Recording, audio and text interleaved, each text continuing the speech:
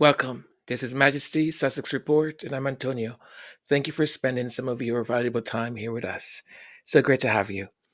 Um, Welcome. I truly hope you folks are doing well. I hope you haven't or you've had a great weekend, and looking forward to the week ahead.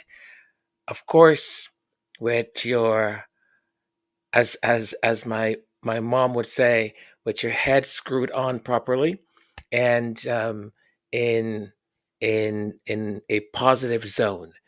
Okay, so in today's episode, we'll be looking at a little bit of the history of the Masaka Kids, Africana, and happy belated birthday, Marsha. Marsha had her birthday was yesterday, and yesterday's episode, part of it, I started out wishing everyone who has a birthday in November happy birthday and so on. Part of the reason for doing that was I was supposed to mention Marsha, and I completely forgot. Completely forgot. So I'm like, and everyone who has a birthday in November, happy birthday. And if you celebrated already, happy belated. And if you haven't, blah, blah, and Scorpio, blah, blah. Completely forgot to include Marsha. My apologies, Marsha. But happy belated birthday. And also we'll be looking at they can't help themselves, can they? They just can't help themselves. I don't think at this point they understand what truth is or how to even tell the truth. They really don't. Because simple, stupid stuff that you don't need to lie about, they're lying about. And you know who I'm talking about, right? I mean, do I need to say it? Do I need to say it? But I wanted to start out with this song. I've I don't know why, but lately, the last couple of days, I've been thinking a lot about what is what has happened behind those palace walls and what trauma Meghan must have gone through. Because if you look at Kate presently, there is it's not all there, right? Things are not right. Something is. I mean, it's sort of like you're looking at the not the entire self of a person, right? And I remember when, and I've said this before, when Meghan and Harry left, and even though Meghan was and they were doing their thing, there was I would see, to me anyways, that there was this something was missing, like um she wasn't herself. I wasn't expecting her to be exactly the same way like she was when she was doing Suits, but there was almost like an injured spirit that needed to rebuild itself. And the second I saw that brightness and that joy again in her eyes and the way she was speaking, I'm like, Megan's got a groove back. But I've been thinking about that a lot, and I wrote this song, and I hope you enjoy it because it's a song also that reflects, I think, our journey. I know it certainly reflects mine and how I identify with Megan. So hope you enjoy it.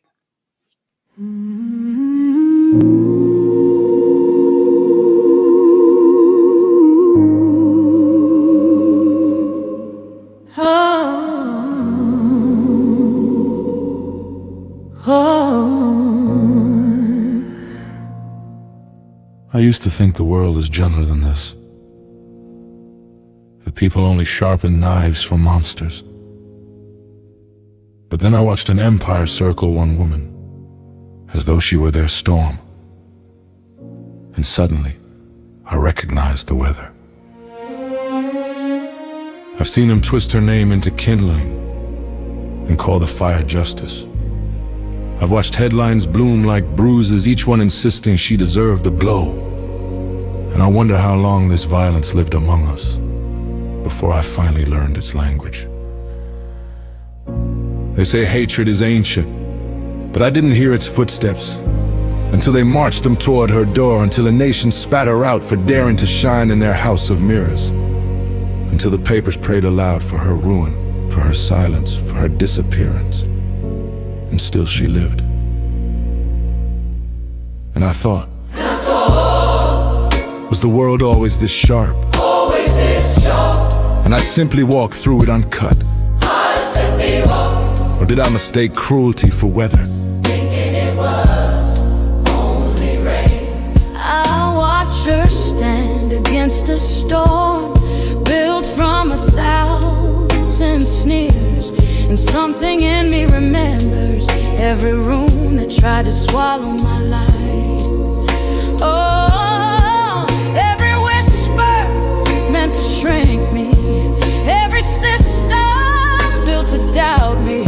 She is not alone, and neither am I. A quiet army awakens. They call her villain, while clasping hands with the men who sold the poison. They crown the bullies kings and call it tradition. They praise the ones who wound her and pretend their hands are clean. But I've seen this theater before, in offices where I learned to make myself smaller, in streets where my presence felt like protest, in families that mistook obedience for love. The script is old, they only rewrite the name. And through it all she walked, not perfect, not sainted, but steady, holding tight to the truth of her own worth. A woman who chose life when the world demanded her sacrifice. She didn't fight to be adored, she didn't kneel to be forgiven. She simply refused to let their hatred name her. And I watch her rise beyond their reach, and I feel my own spine lift. Her courage is not a crown, it is a mirror. She shows me what it means to walk out of the fire with my name intact. A quiet army awakens. They wished her gone, they prayed her small, they spat their venom and waited for collapse. But she stayed whole, she stayed warm, she stayed human, in a world that punishes the gentle and rewards the cruel. And in her rising I finally understood. The hate was never about her, it was the system speaking in its oldest tongue. Yet here we stand, unbroken, unbowed, undead. If they could not erase her, they will not erase us. We carry her lesson like a lantern. Your peace is not a gift for others to claim.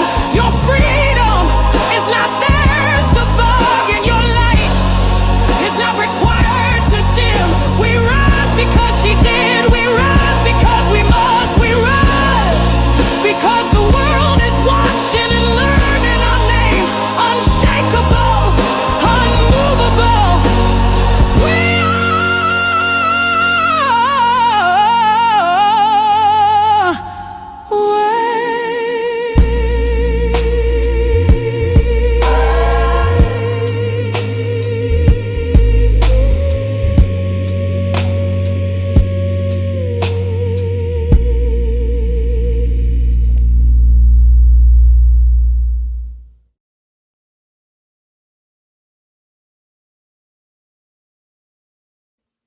Masaka is a town in central Uganda that has seen its share of hardship.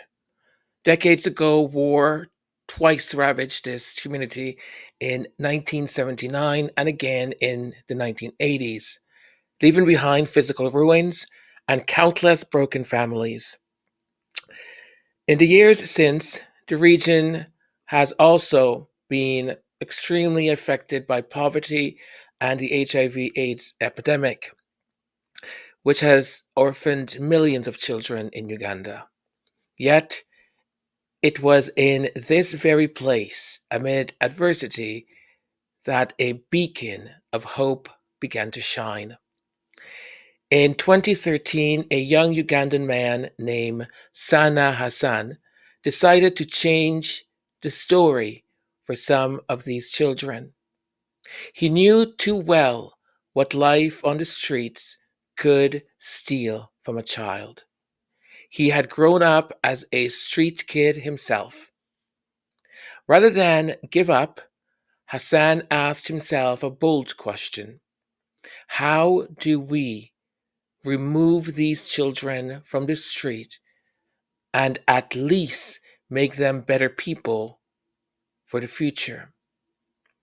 How do we make these children loved by people instead of being seen as just kids on the streets? With this in mind, he opened his heart and home to a small group of kids in need. What started as 5 children in his care soon became the dance troupe now known as Masaka Kids Africana. They named it after Masaka, the village where they grew up, because they wanted the children to remain proud of where they came from. From the beginning, Hassan treated the group not as an NGO or project, but as a family.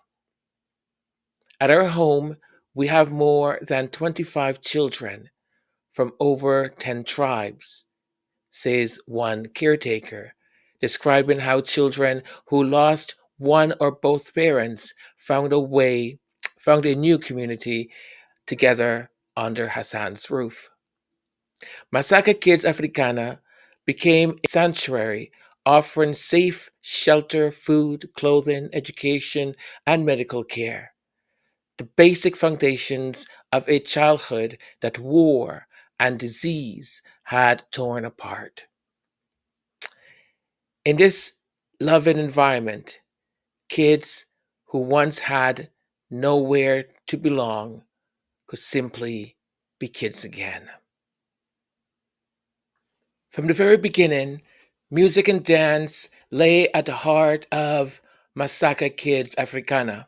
In Uganda, as in many African cultures, song and dance are more than just entertainment. They are forms of communication and healing. Traditions of rhythm run deep. The African drum, often called the heart of the community, resonates with the moods and emotions of the people. It's no surprise that then, for children who have endured trauma, the beat of a drum and the act of dancing can become a kind of medicine. Everyone likes music. It is like medicine. If you are in a bad mood and you listen to any song, your mood changes. Music is like a language that everyone can understand, said one of the Masaka Kids instructors. In the Masaka home, this truth is lived every day. Many of the children arrive with heavy burdens of grief, having lost parents to war, famine, or disease. Some were very young. The group cares for kids as young as 2 years old and had known nothing but hardship. Traditional counseling might not reach a toddler, but a playful song or a silly dance can light up their eyes. Through dance and song, these children connect to each other and to the world beyond their village, and they begin to see their own potential. The transformation is tangible. Kids who care, who once were withdrawn or afraid, now shine with charming smiles and vibrant dance moves, often earning thunderous applause and standing ovations wherever they perform. In spite of the tragedy that mar their young lives, the children radiate hope and joy, a testament to the healing power of music. and dance. Masaka Kids Africana today is more than a dance group. It's a family and a community hub. Within the home in Masaka, Hassan and his team care for about 25 children full time, providing everything from 3 meals a day to tutoring for school. But their impact reaches far beyond those living under that one roof. Through a community empowerment program, they support around 200 other children in the surrounding villages, helping with food, school fees, clothing, and other essentials. Orphaned and vulnerable kids who might otherwise slip through the cracks know that the Masaka kids have their back, whether it's paying for them to attend school or supplying shoes and notebooks. In this way, the organization has become a pillar of the community, a trusted source of support in a region where the needs are great. Inside the Masaka home, children from more than 10 different Ugandan tribes live and play together under one roof. This diversity is a point of pride. It mirrors Uganda's rich cultural tapestry. Older kids help care for younger ones, and everyone is taught values of unity and respect. They pray together, share chores, and encourage each other's talent, be it dance, football, or schoolwork. Not every child is a natural dancer, and that's okay. All children don't have the same potential for dance and music. So back home, they are those who are good in football, those good in tailoring, carpentry, farming, Hassan notes, emphasizing that the group nurtures many skills beyond dance. The goal is to raise well rounded young people who can stand on their own. Education is paramount. On week on weekdays, the kids attend local schools and focus on their studies. Dance practices are saved for weekends or school holidays. The message they hear often from their mentors is that if they work hard, everything is possible. What began in a Ugandan village has now captured the attention of the world. The Masaka Kids first started uploading their joyful dance videos to social media as a way to spread a message that Ugandan children, or any child who has lost a lot, still have so much potential for a bright future when they get care and support. They could not have predicted just how far that message would travel. Thanks to the internet, a spontaneous routine filmed on a dusty yard in Masaka can reach someone's smartphone in New York or New Delhi within seconds. And reach it has, millions of times over. As of mid 2023, Masaka Kids Africana uplifting videos had earned them 3.4 million YouTube subscribers, 7.8 million Instagram followers, and 5.5 million TikTok followers worldwide. Incredible. Those numbers have only continued to grow. The children from Masaka have become global social media stars, beloved for their infectious energy and pure talent. It is often said that if you share your light, you can illuminate others. The Masaka Kids Africana have shared theirs freely through dance, through smiles, through every video that spreads optimism. Now their light is about to shine even brighter on the world stage. Netflix in conjunction with Archwell Production and other production companies, have produced a new documentary film about the group titled Masaka Kids, A Rhythm Within, which will premiere on December 9th. This joyful documentary offers a deep look into the lives of the children at the orphanage in Masaka, taking viewers beyond the viral videos to reveal the vibrant, one of a kind community behind the performances. According to the official logline, the film is set in the heart of Uganda's Masaka region, where the shadows of the HIV/AIDS crisis lingers. And it shows how a small orphanage becomes a beacon of hope.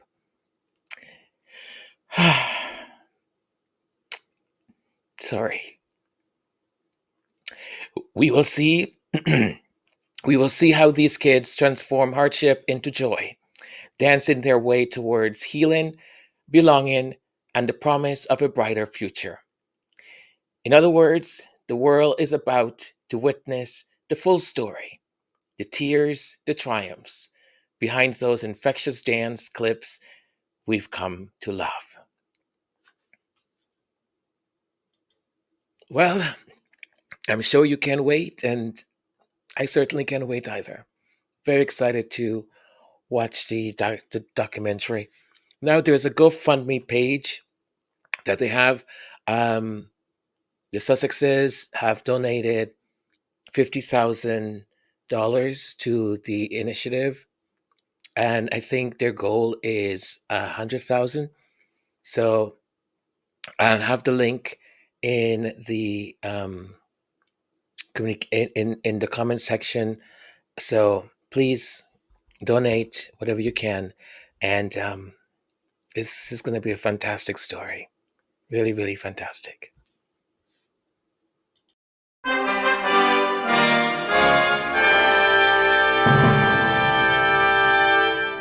Oi! By royal command and the grace of the royal court, let it be known to all good people of this land and beyond. Today we joyfully celebrate the birthday of the beloved Queen from House of Williams. Even though her birthday was 2 days ago, a sovereign whose wisdom and kindness blesses her realm, may her years be long, her heart be light, and her leadership ever steadfast. Join us, one and all, in thanksgiving and loyal cheer for Her Majesty Marshall Williams.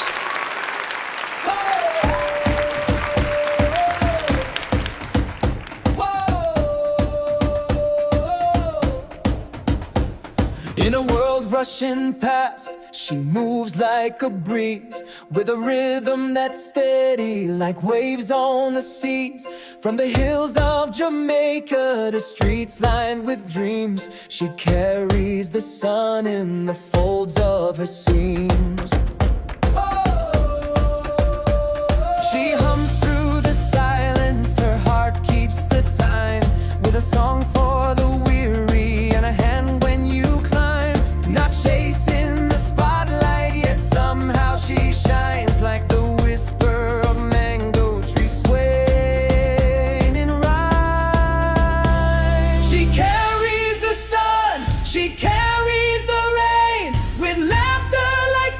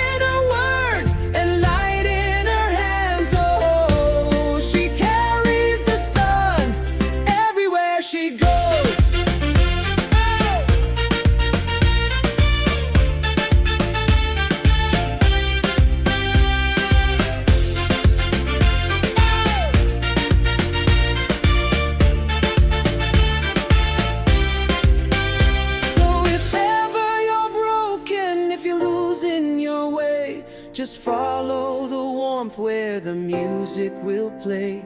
You'll find her there smiling, not asking for much, just giving the world her extraordinary touch. Yes, she carries the sun, and Marsha is her name.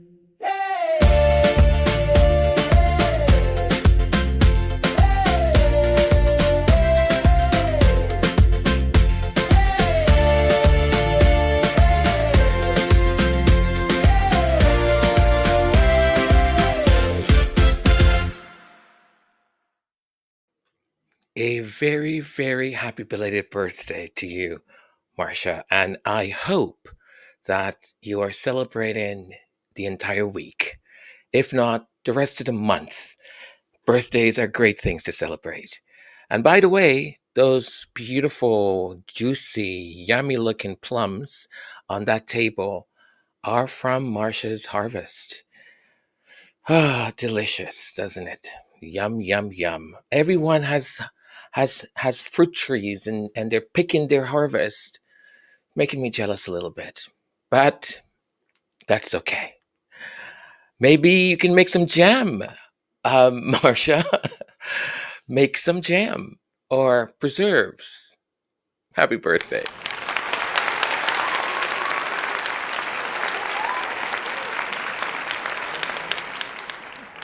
Do you folks remember when the UK media, tabloids, and those people that call themselves journalists that truly are not, um, they made a big hoop hop about Prince Harry declining the invitation to stay at one of the palaces or whichever palace they had um, offered up for him to stay at.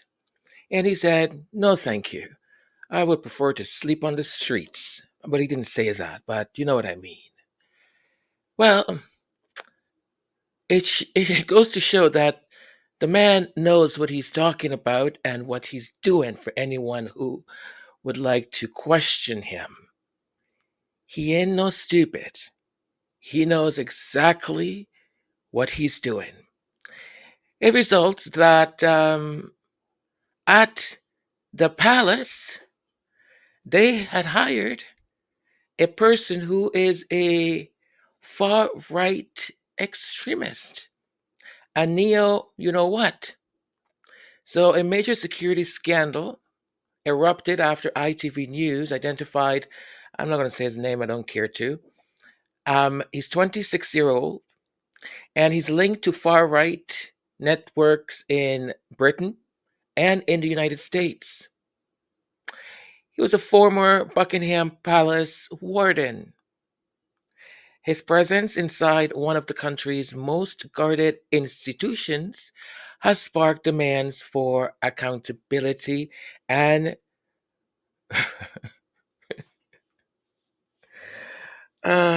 review of their security hiring procedures and so on. And this was reported by Femi, Femi, Femi Negra, who's doing some extraordinary reporting. So do subscribe to them, please. Give them the clicks and and the visits to their site. Please, please, please do. I mean, you can't. If you were writing fiction, you wouldn't even. I just don't know. I just don't know. These people are unbelievable, unbelievable. And at the same time, listen, I'll say, and I've said this again.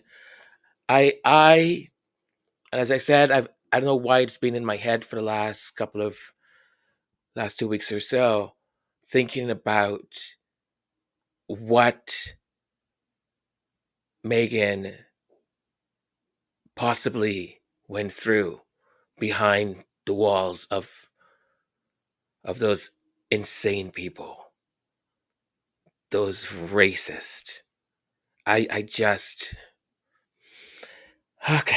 Moving on to what I'm calling they can't tell the truth because they truly can't. It's like a virus to them to just tell the truth. Okay, so I changed my mind. I'm calling it truth. What's that? That seems easier, right? More catchy, maybe? All joking aside, here's my case. Let's start with the photo gate, okay? So we got this photo released. When it was released, we were told that Prince William himself took the photograph, right? That's what we were told. Prince William himself took the photograph. Oh, what a united, beautiful, cohesive, loving family. I was about to say something else, but I withheld. Okay. Then we find out that, guess what? No, no, no, no, no, no, no. There is Photoshop. There is put this together, bring this person here, elongate that person, make that person smile. It's a whole monstrosity of a photograph. That these agencies, news agencies and photograph agencies said, listen, no, no, no. This is doctored, and moving forward, we're going to put extra scrutiny on any photographs coming from the palace. Then an announcement came out. Oh, I'm just an amateur photographer, you see? And I was just I was just being silly and I was playing with Photoshop and it's all my fault. Mea culpa, mea culpa, mea culpa. It's absolutely my fault. Okay, so hang on a second. Did did William take the photo or did he not take the photo? Because now you're saying that you took the photo and you photoshopped things and okay, all right. Call me stupid, but let's say I accept all of that. Okay, accept it. No problem, no problem. Soon thereafter, ta ta ta ta, we get the bench. Kate on the bench. Now there's a lot and lots of conspiracies about this bench. Whether there was one person on the bench, whether there was no person on the bench, whether William used to be next to her, but then he's not next to her. Because, I mean, in her speech on the bench, she said, and my loving husband, who is always by my side, next to me, or whatever it is, I'm paraphrasing here, but there was no William. So either she or he was edited out, or he was never on the bench, or as some people speculate, this is artificial intelligence. I don't know. I'm not saying anything. I'm just saying. Okay? Just saying. And the announcement that we received was that she went in for an abdominal surgery. It wasn't for anything cancerous. Remember, we were told before this announcement it has nothing to do with cancer. Now, my question is, why would they say that? Even to start with, who was thinking, oh, she's going in for abdominal surgery? It must be cancer. No, I didn't think that. I don't know who else thought it, but I didn't. Oh, well. So they're telling us now, well, she was having her surgery, da da da da da da da. And they discovered that there was pre-cancer. Remember, it's not cancer. She said pre-cancer. I'm like, pre-cancer? How can you have pre-cancer? That's interesting. Then, I believe was Dr. Gupta, maybe, on CNN, said he had never heard anything like pre-cancer. He's like, that doesn't exist. And then other people in the medical field said the same thing. But who am I? I'm not a doctor. We carried on with the narrative that she had pre-cancer and she was going to take some time off, take care of herself, blah, blah, blah, blah. And she was getting treatment for it. Then we were told, oh, she's going to be gone for just a month or two. Then that month or two became, she's going to be gone for 6 months. And then all of a sudden we heard She has to go through chemotherapy. The plot thickens. It thickens. And please forgive me, I'm not making fun of any of this. Okay? I'm not making fun of it. I'm just trying to bring some lightness to the situation. Again, and I will repeat this, I know what it is to have a loved one with cancer. I know what it is like to have two friends with cancer. I know what it is like to have a family member die of cancer. So I'm not making fun of any of this. I'm trying to bring light to it. Light to the situation under the title Truth. What is that? Because now we are informed and told Kate has to do chemotherapy. So we don't see Kate for quite a while. The next time we see Kate, Kate is cancer free. Cancer free. And to celebrate, we get a shampoo commercial look-alike where there is nature and forests and cuddling and a man that looks really uncomfortable next to this woman who's supposed to be his wife, but he looks kind of like, I don't want to be here. And the gestures are very kind of robotic and planned. There's nothing authentic and natural looking about the interaction between two people, a man and a woman that's supposed to be husband and wife. The commercial, however, to celebrate this cancer-free moment, even their very good friends, the ones that they have in bed with or not in bed with, maybe all of them are with Camilla because Camilla is insatiable. She needs to have all of the press in bed with her. So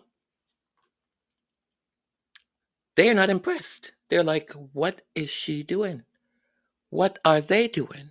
Why are they trying? Why on baby Jesus earth are they doing this? So it's canned, not great, reviews or anything. Then all of a sudden, so people are like, okay, so she's cancer free, blah blah blah. A couple of days later, no, hang on a minute, we misspoke. Hang on a minute, that was too fast. We misspoke. No, she's not. She's not quite cancer free yet. She still has to be monitored and take it easy. She has to take it slow. You know what I have to say about that? We like to do it slow. That's my awful imitation of Tina Turner. So we're told now, no. She's not out of the clear yet. So I go back to our original thing. So she's not out of the clear. For what? Because at the beginning, at the very, very, very beginning, you told us it was pre-cancer. So there wasn't cancer, it was pre. That's how the pre works, right? The pre is before something. So pre, you don't have it yet, pre. But now it is cancer. Did it turn into cancer? Right? Anywho's and anyhows, I have my dunce hat on.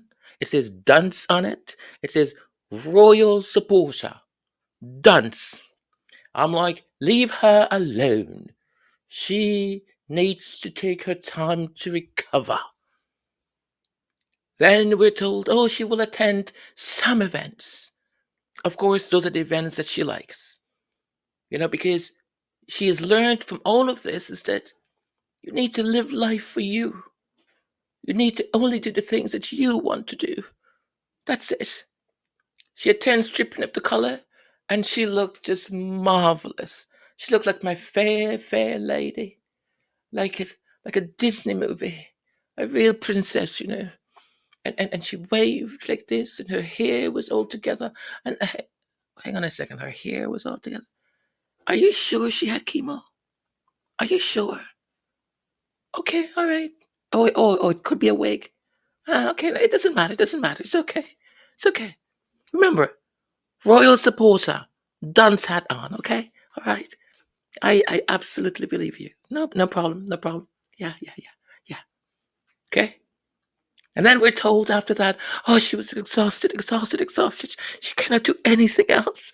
Oh, she has to cancel that, and she has to cancel this, and I'm sorry, I can't come to that, and I can't do this. And last minute, oh, I have the vapors and the things and the air and the whatever. Oh, but the tennis, yes, I will attend. Well, yes, I will attend. The tennis, yes, I will attend. I will attend. Is Roger playing? Roger, well, I call him Roger, you see. Federer, darling. But Roger, is he playing? Is he playing? Yes, is he? Is he, darling? Darling. Patsy, darling. Patsy. Patsy, darling. Are we going to the tennis thing, Patsy? Yes, yes, yes. So she attends. Oh, standing ovation. She made it to the court. All of that. All of that. Truth? Lies? I don't know. I'm just laying the case out here. Just lay in the case out for this. Now, was this even necessary? Was it even necessary? Why even lie about where you are to deliver a pre recorded message? Why? Why? Because you want to give the impression that you are a united, beautiful, Aryan family, the ideal. You see, this is real Britain. When we say an English family, this is what we mean. This is what we mean. Not the, that mixed thing that happens. No, no, no, no, no, no, no, no, no, no, no, no. Why? Why was it necessary? These people are beyond belief. He could have easily said, or they could have easily said, he is taping this from Windsor Castle. And they could have easily said, because there's still some, renovations happening at our forever home.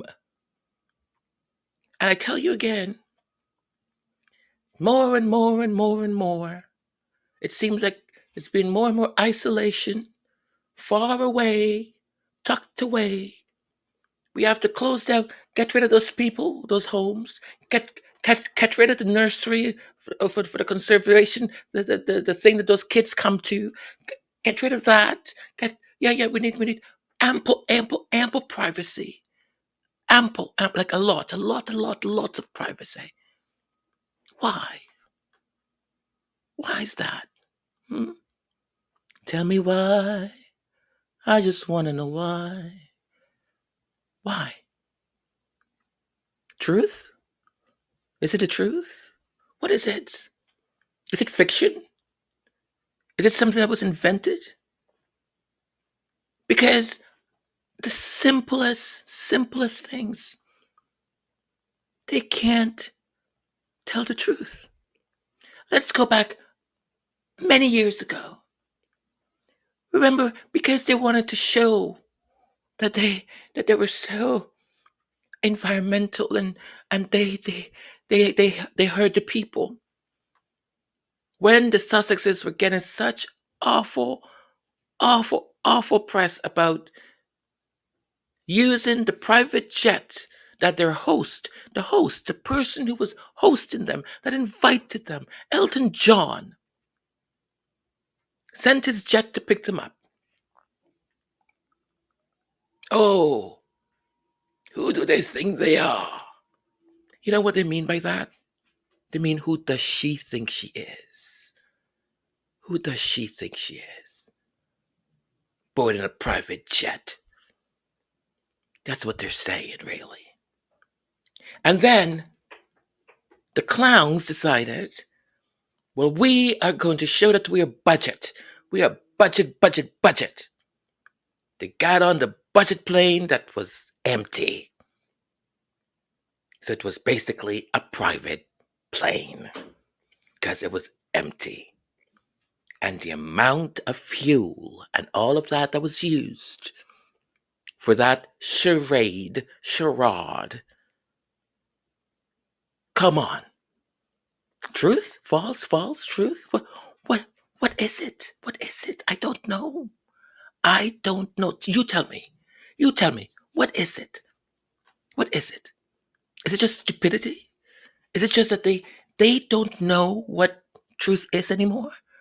They've been inventing things, creating things, so they don't know fiction from truth. Not anymore. And I'm telling you, as many of us have said, those two are separated. They're separated. So, it is what it is. Okay? It is what it is.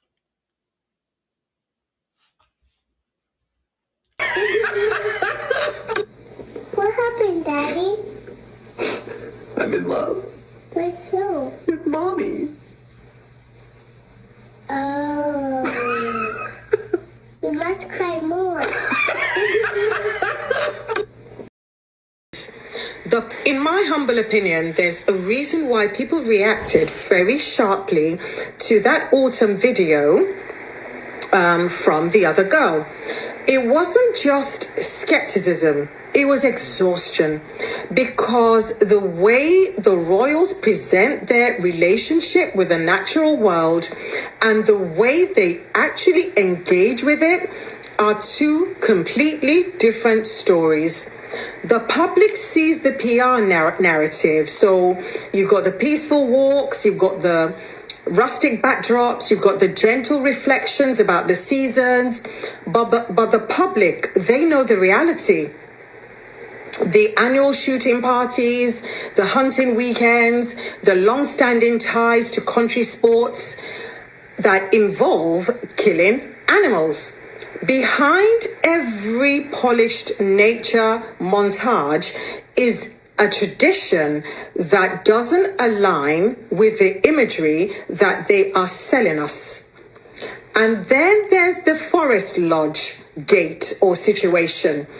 An entire children's environmental center closed earlier this year because the other brother and his wife wanted a new home. Interesting. Paths were also restricted. Local access to nature was actually reduced and families were affected. I am beyond I don't even know the word. I'm beyond I just find it incredulous that nobody sees the irony of that. And then they decided to release this nature video. So when this video suddenly asks us to, as Joanna and Joe Public, to celebrate the connection to Earth, people are remembering that disruption. And they're thinking, just because you wanted one family to have a home, you did all this, and that same family is now telling us to celebrate nature? Yeah, the math is not mathing, as people would say. And in my opinion, that is some of the root of the backlash that this video is getting. It's not hatred. It's not obsession. It's hypocrisy fatigue. That's a good word, actually. It's hypocrisy, actually 2 words, hypocrisy fatigue. You can't preach environmental spirituality while benefiting from the exact opposite. You can't talk about seasons of transformation when the only transformation that people see is your PR people trying to cover the cracks. The audience isn't unkind, they're just informed, and you can't pull the wool over their eyes anymore. But anyway, what do you think? Let me know in the comments, please. My name's Elizabeth. I'm the author of The Luxpreneur. So one of my followers asked me a question. Did I see Kate Middleton's Autumn video? And I'm like, what? I'm sorry, but Jesus is an ocean. I don't know what that woman is doing over there. First of all, Autumn... Baby, I got string lights on the floor I need to detangle to hang up for Christmas. What are we talking about autumn for? The leaves have already fallen on my tree. Apparently, Kate Middleton is doing these whole seasonal videos, and she's always a month or two late with the seasons, and she's trying to tell us the importance of seasons because, you know, we didn't learn that shit in first grade, apparently. But this is what I want to tell you guys.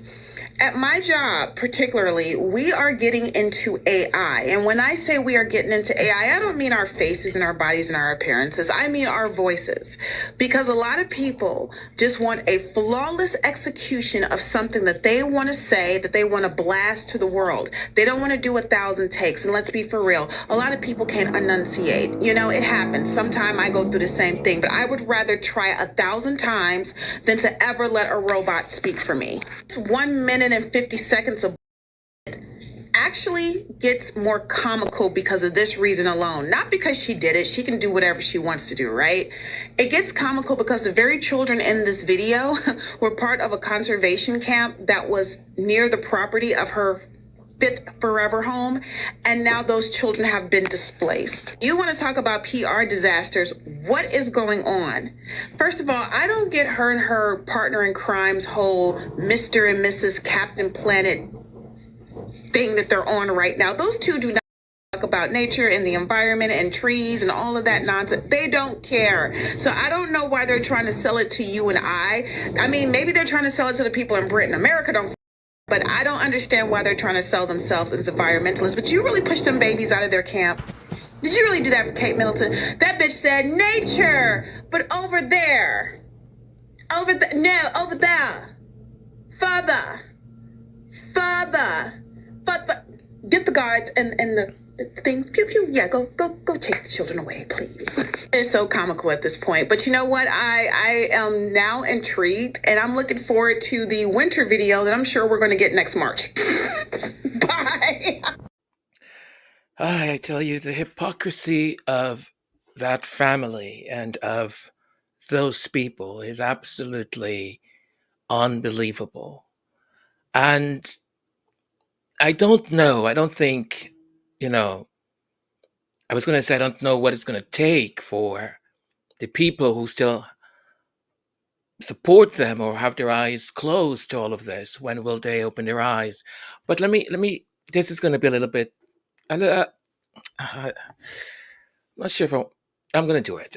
So I was watching a program the other day, and actually it's not really a program. It's this other YouTube channel that I watch ever so often, and it's this guy. He is a progressive in his politics. I would say he's a Democrat, and he allows people to just call in, and usually people who call in are, you know, that other person's supporter, and he will debate them over the phone, and he will ask them questions, and he basically brings facts, right?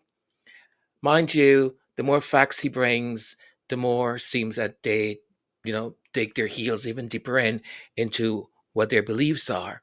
Ever so often, you'll get someone who starts to really think, who takes it seriously, and actually think, and they'll either hang up because they've realized their stupidity, or they will just be like,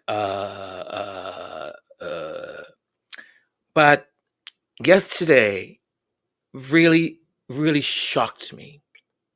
It shocked me because the person that was debating with him, he was talking about Obama's record, and he laid it all out, all the things that, number one, Obama did, and number two, the things he never did, and comparing it to all the things that the person presently has been doing that is damaging the country, the economy, the people, all of it.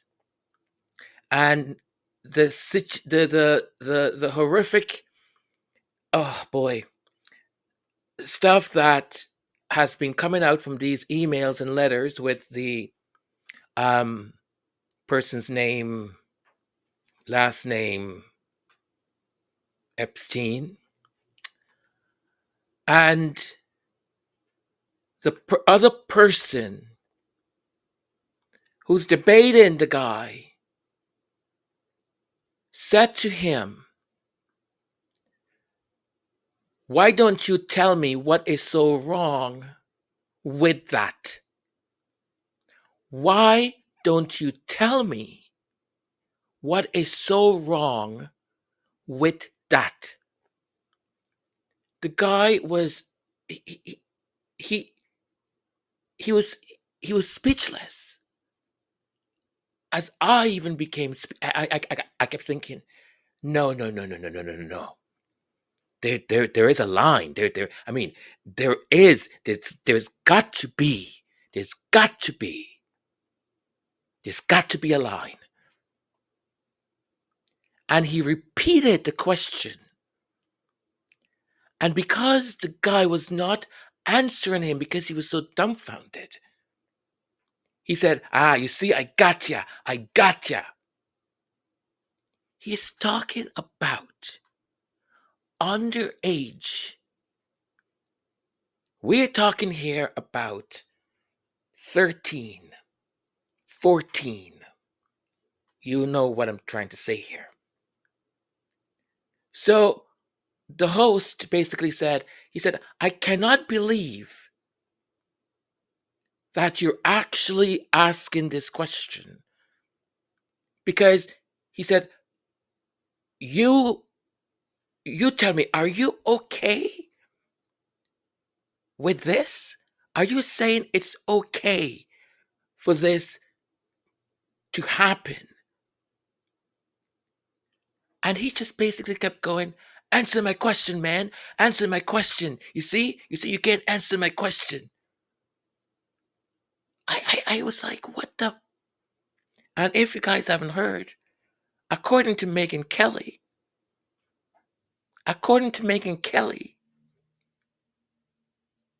an 8-year-old is not okay. But when you get into the teens, Meghan Kelly, who has a 14-year-old daughter, I heard she has a 14-year-old daughter, on her show said it's a gray line. It's a gray line for these people. Do you understand the profit, the just sheer? I don't know the word. I don't know the word for it. Evil. When you are so blind, when you're blinded, when your values and morals are non-existent, and you're defending that it's okay, I don't know where else to go with it. And I almost feel it's the same way. I know this is a weird sort of pivot here, but the sort of royal supporters and these people who call into these shows, because when you hear them speak, oh no, no, no, Harry, we don't want Harry back. We don't want Harry because she is gonna come back. He's gonna bring her. The hatred is unbelievable. And more so, the lack of thinking for themselves or putting one and one together. They just don't do it. I mean, William had time after his honeymoon. He had time to call into Dancing with the Stars.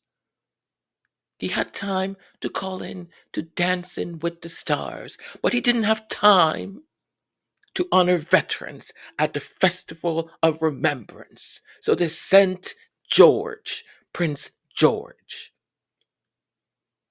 I mean, not to criticize Kate's dress, but what the heck was she wearing? I mean, really. And I hate calling on observations on women's look or physique or anything like that. But something is not right. Part of her face on her one of the sides is so that you could see her eyes are drooping, and the other side is not like some it's not right.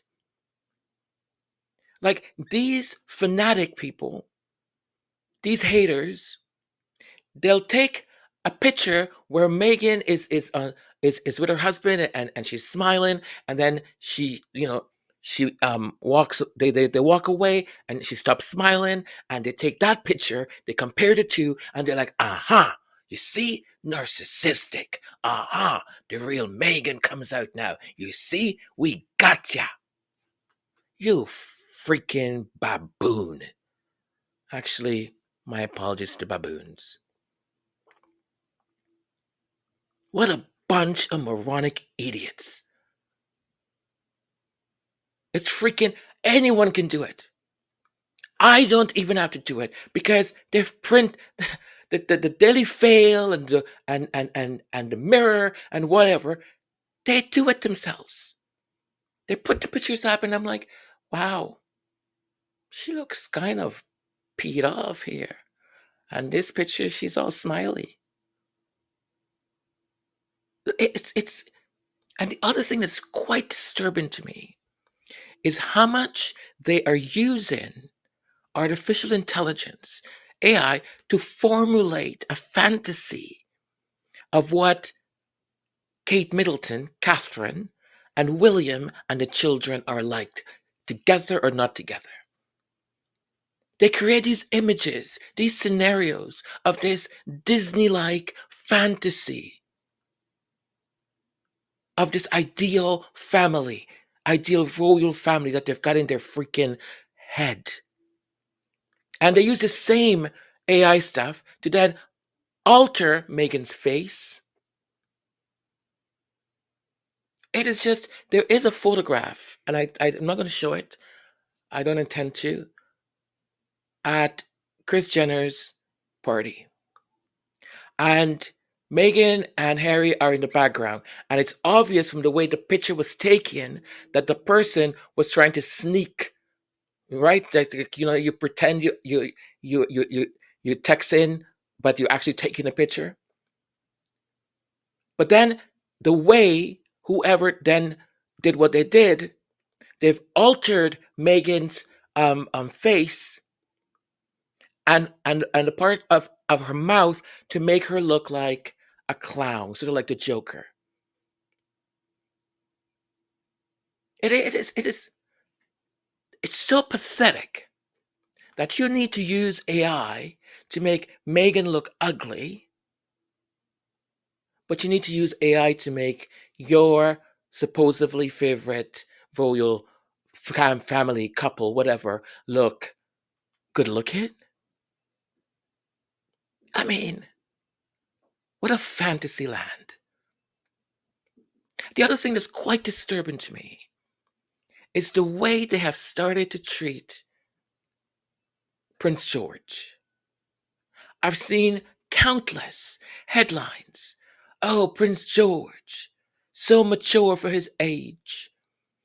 Oh, Prince George is learning the da da da. I mean, they had a whole discussion on it on ITV. This is a young teenager, it's a young boy. It's a young boy. And they're already talking about preparing him to be king. preparing him to be king.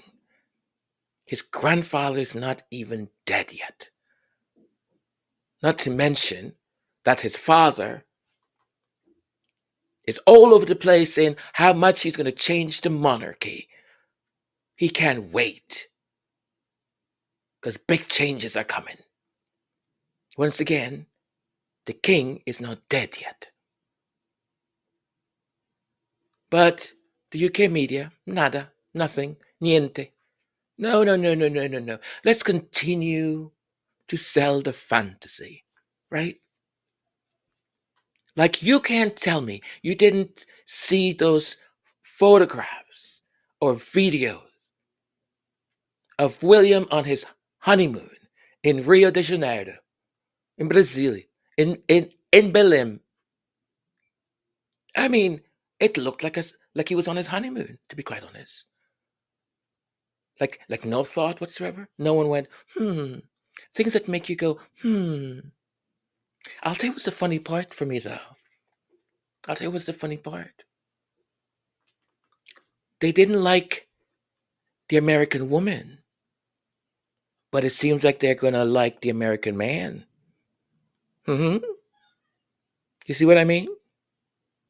They didn't like the American woman, but they like the American man. If he dares to. If he dares to. And here I come to this thing again. The opportunity that King Charles has in order to revolutionize the monarchy and absolutely push it and bring it forward. That would save them in so many ways. Niente, nothing, nada, zench, nothing whatsoever. Nothing. Not at all. And his son, quote unquote, the working one that doesn't like to work, if he is one thing or another, the opportunity to make a difference, the opportunity, that platform.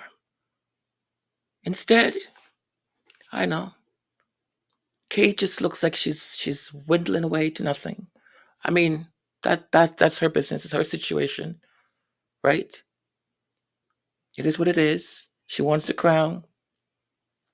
What can we do? Absolutely incredible. So that's my last rant. That's the last rant story thing. Oh boy.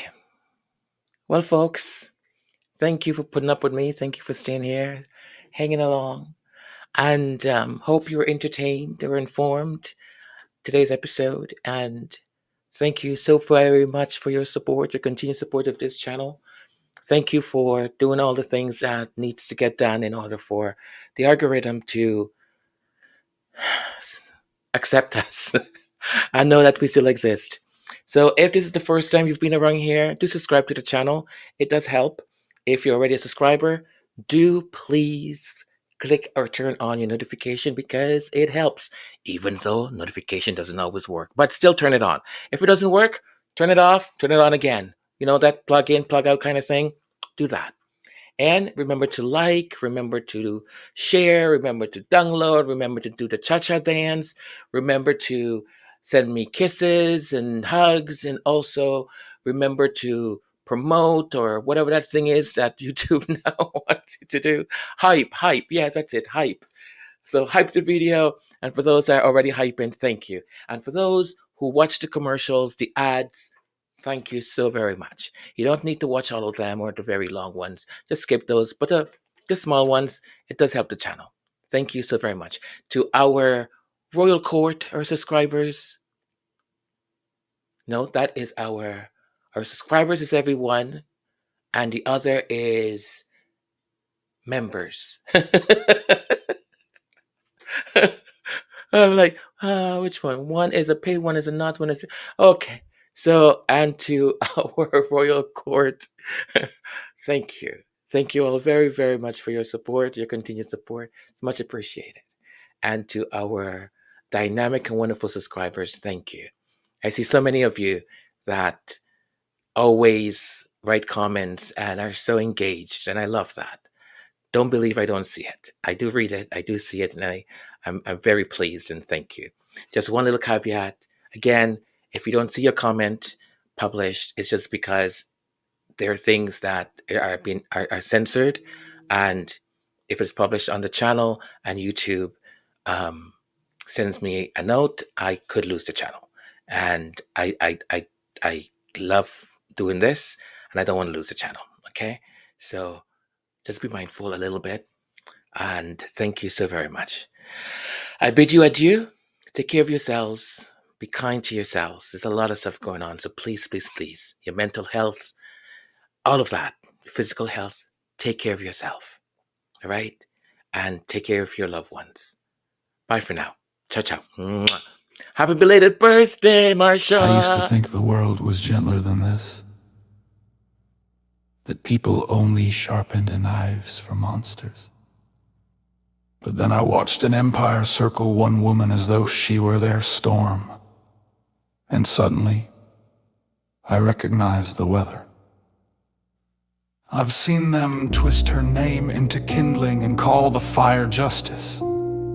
I've watched headlines bloom like bruises, each one insisting she deserved the blow. And I wonder how long this violence lived among us before I finally learned its language. They say hatred is ancient, but I didn't hear its footsteps until they marched them toward her door, until a nation spat her out for daring to shine in their house of mirrors, until the papers prayed aloud for her ruin, for her silence, for her disappearance. And still she lived.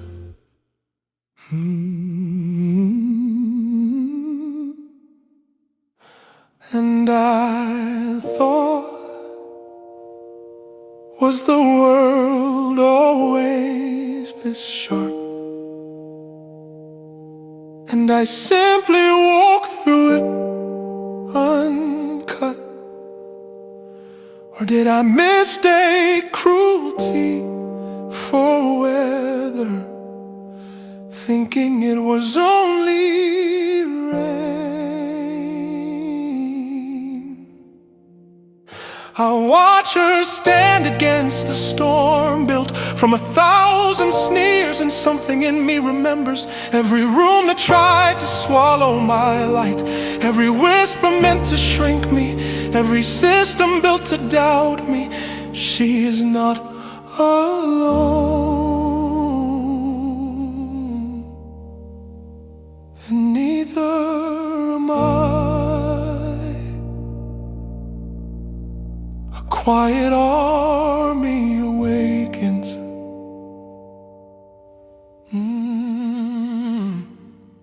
They call her villain, while clasping hands with the men who sold the poison. They crown the bullies kings and call it tradition. They praise the ones who wound her and pretend their hands are clean. But I've seen this theater before, in offices where I learned to make myself smaller, in streets where my presence felt like protest, in families that mistook obedience for love. The script is old. They only rewrite the name. And through it all she walked, not perfect, not sainted, but steady, holding tight to the truth of her own worth. A woman who chose life when the world demanded her sacrifice. She didn't fight to be adored, she didn't kneel to be forgiven. She simply refused to let their hatred name her. And I watch her rise beyond their reach, and I feel my own spine lift. Her courage is not a crown, it is a mirror.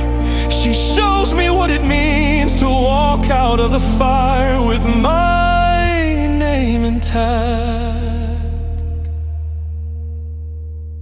A quiet army awakens. They wished her gone, they prayed her small, they spat their venom and waited for collapse. But she stayed whole, she stayed warm, she stayed human in a world that punishes the gentle and rewards the cruel. And in her rising I finally understood the hate was never about her. It was the system speaking in its oldest tongue.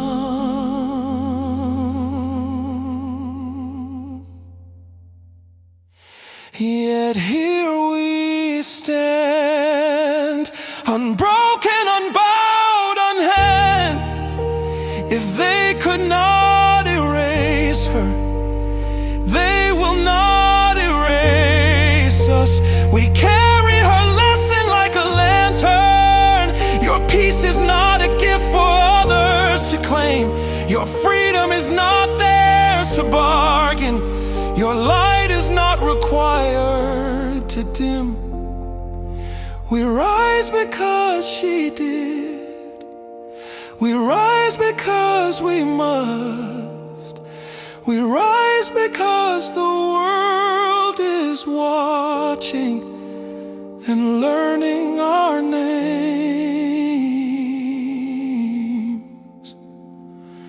Unshakable,